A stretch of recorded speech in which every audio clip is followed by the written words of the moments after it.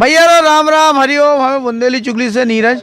Corona को संकट है, भयावह संकट है, लेकिन एक अच्छा संदेश है पूरे देश भर में। संत समाज से लेकर बड़ी बड़ी धार्मिक संस्थाएं कोरोना की महाकाली आपदा में जनता के समाज के हित के लाने और देश के कल्याण के लाने आगे आ गई।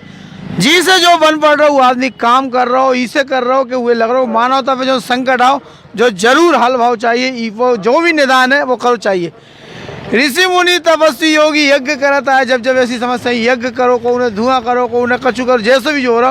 अब कछु दिन पहले संत आसाराम बापू के साथ करने दमोह में एक बहुत बड़े स्तर पे पूरे शहर के धुआं करता तो, और ऐसी ऐसी चीज़ें कि गूगल होगा, कपूर होगा, शुद्ध की गाय को होगा और नीम की पत्ती जिसे कीटाणु मरत है, वातावरण शुद्ध होता है, परिष्कृत होते हैं, ऐसी व्यवस्था करके पूरे में धुआं करो। ऐसे जो प्रयोग आज मैं छतरपुर में देख में लोग ऑफिस के बाहर खड़े थे और जैसे ये गाड़ी निकल रहा दिखाई तो अपन ने रोक लगा, भैया रुक जाओ।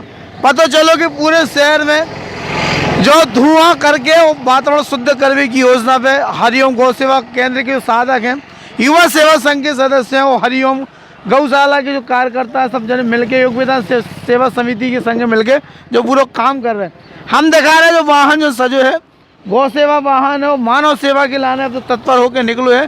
कहाँ से बहुत ज़रूरत है समाज में इस चीज़ की। तो जो है वो ये वेदी रखी गई है, वही में जे देखो हवन सामग्री है, गूगल है, गूगल के नीम की पत्ती, कपूर, गाय के कंडा, गाय को शुद्ध की सब डाल के और पूरे शहर में ऐसे धुआं करने की पूरी योजना है। और जो इसे है कैसे कि जो वैज्ञानिक बता रहे, बड़े बड़े डॉक्टर बता रहे, उनने समझ लो कि भैया वातावरण बहुत दूषित है। कोरोना के जो एनर्जी मिल रही, जो पावर मिल रहा, वो केवल इसे मिल रहा कि वातावरण बहुत अशुद्ध होगा और अशुद्ध वातावरण में कोनो भी जीवाणु है, कोनो भी वायरस है, वो बहुत ज़्यादा पनपत है।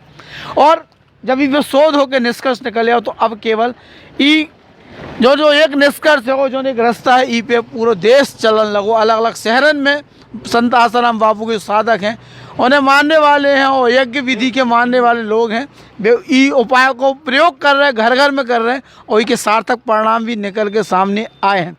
छतरपुर में पहली पहल वही हरिओम गौ सेवा केंद्र की तरफ से जा और संत आसाराम बापू के साथ साधक हैं, युवा सेवा संघ है, योग विधान सेवा समिति, सब जने मिलकर ऐसी योजना है कि पूरे शहर में जब तक धुआं ना कर दें, हर घर में जब तक ये धुआं को जो प्रयोग शुरू ना हो जाए तब तक कोरोना का निपटा के तब तक शांत ना बैठे ने सो करो है।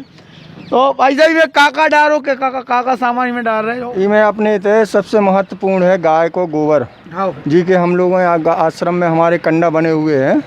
तो गाय का कंडा, इसमें गूगल और इसमें नीम की पत्ती का भी बहुत महत्व है, और गाय का घी और कपूर, क्योंकि इस धुएं से अभी जैसे वैज्ञानिक लोग बता रहे हैं कि जो बैक्टीरिया जो वायरस आया है वो हवा में है। तो जब हम इसका धुआं करेंगे तो ये वायरसों को मारता भी है और साथ में ऑक्सीजन लेवल भी बनाता है, जो कुदरती ऑक्सीजन बन रही है। इसमें आपको सिलेंडर की ज़रूरत नहीं है। अगर लोग अपने अपने घरों में सुचारू रूप से सुबह शाम करें, है ना, तो मजाल है कि जो कोरोना उनके घर को छू जाए, क्योंकि ये नकारात्मक ऊर्जा को भगाता है और अपने सकारात्मक ऊर्जा बढ़ती है। वैज्ञानिक सत्य भी है भैया और सच्चाई भी हो और बड़े बड़े शोधन में इस चीज़ को निष्कर्ष भी आओ, लेकिन उसके बाद भी कहा है भौतिक सुख सुविधा और संसाधन में आज को आदमी इतना बोरा गो कि वो अपने जीवन को जो जो चीज़ें हैं वे सब भूल गो। एक और साधक है युवा संघ के बिल्कुल अपने प्रदीप भाई जो कैसे योजना बनाई अपन ने, कैसे का योजना है पूरा आगे काम करने की। जैसा कि अभी हम सब ने देखा कि डॉक्टरों ने रिसर्च करके ये देखा कि आखिर भारत में ये जो दूसरा वेव जिसको बोले सेकेंड वेव, इतनी तेज़ी से कैसे इन्फेक्शन फैला रहा है। तो एम्स के जो सीनियर डॉक्टर्स थे उन्होंने भी, मेदांता हॉस्पिटल के डॉक्टर्स ने भी रिसर्च करके ये पाया कि इस बार का जो ये इन्फेक्शन है ये हवा में एयरबोर्न है। पहले होता था कि ड्रॉपलेट से, छींक से, किसी को स्पर्श करने से हो रहा है। इस बार इन्होंने देखा कि अगर एक रूम में किसी को थोड़ा सा भी इन्फेक्शन है और वो हवा में उस चीज़ को स्प्रेड कर दे तो वो कैरी अप फॉरवर्ड होके दूसरे रूम में, किचन्स में, बैठक में पहुंच रहा है। तो हमारे संत श्री आसाराम जी आश्रम की तरफ से ये पहल की गई कि जैसे पुराने ज़माने में घरों में गाय के कंडों से घरों में चूल्हे जलते थे, वो बहुत लाभकारी होते थे वातावरण को शुद्ध रखने में। उसी को ध्यान में रखते हुए और जो हमारी ऋषि पद्धति रही है यज्ञ की शुरू से सनातन काल से, तो हमने फिर गाय के गोबर हमारे आश्रम में उपलब्ध रहते हैं, गौशाला में, हरिओम गौशाला से हमने बात की, वहाँ से उपलब्ध कराए गए। फिर हमने उसमें और उसको सात्विक करने के लिए गूगल का जो हवन है वो है, उसमें मिश्रण किया, कपूर मिश्रण किया, गाय का घी है, नीम की पत्तियां हैं। इन सब के द्वारा हम ये जनमानस को संदेश देना चाह रहे हैं कि ये गाय का कंडा यहाँ छतरपुर में घर घर में सुलभ है, नहीं घर घर में तो आस पड़ोस के मोहल्लों में सुलभ है। सभी पहल उठाएं, सभी कदम उठाएं और अपने अपने क्षेत्र में गाय के कंडे का, नीम की पत्तियों का सदुपयोग कर अपने आसपास के वातावरण को शुद्ध रखें। और ये मुहिम हम लोग छतरपुर में लगातार चलाते रहेंगे। कोशिश ये है कि जितने ज़्यादा हम अपने समाज के लोगों का और अपने घर परिवार के लोगों का भला कर सकें, इसके माध्यम से जागरूकता फैला सकें, वो हम करते रहें। देखो ये हम पहले दिन से कह रहे हैं कि गौ माता हर घर में हती पहले हो, चलतो फिर तो ऑक्सीजन को प्लांट घर में रात तो आदमी के, और आदमी के जो ऑक्सीजन की कमी जीवन में नहीं पड़ पाई, ना वातावरण की अशुद्धि आदमी के परेशान कर पाई।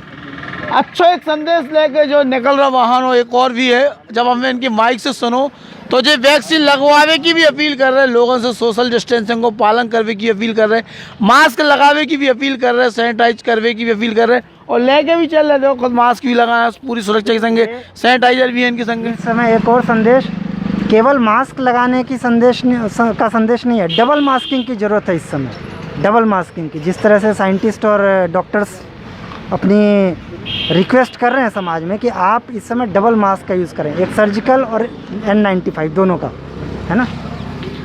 तो भैया अब चुन लो का चाहने का है, वो चाहने तो मैं कि भैया किलकल चाहने कोरोना को, वो ऑक्सीजन को सिलेंडर चाहने के कंसनट्रेटर मशीन चाहने, या फिर केवल एक कंडा और शुद्ध घी के धुआं से वातावरण शुद्ध करो, ऑक्सीजन लेवल बढ़ाओ वातावरण। और हम तो कह रहे हैं कि अपने घरे करो, मोहल्ला में करो, और अगर नहीं कर पा रहे तो इन्हें बता दीजिए, तुम्हें मोहल्ला में पहुंच जाए, आसपास पहुंच जाए। और एक अच्छा संदेश लेकर ये जो वाहन जा रहा है अपन भी ये शुभकामनाएं दे रहे हैं। ऐसे परोपकार जी के मन में वैसे भाव आ रहा है तो भैया चले आइयो। और हम तो पूरी टीम के धन्यवाद दें कि भैया इनमें से कच्चू जने ऐसे हैं खुद बीमारी से उठ सुबह के बाद कच्चू जने आदमी डरा के घरे रुक जा, लेकिन जी अब समाज के कल्याण क्या निकर परे कैसे ने सोचो है कि अगर भगवान ने हमें जीवन दो तो आगे यही खिलाना दो कि हम समाज को कल्याण करने। तो भैया अपन ले रहे विदा इन्हें रवाना करें, पुण्य के काम में जा रहे हैं। जयराम जी की सबसे यही आह्वान है कि अपने अपने घरे ही भैया करो, जो अवर नहीं कर रहे मोहल्ला में करो, जैसे बने वैसे करो। राम राम भैया।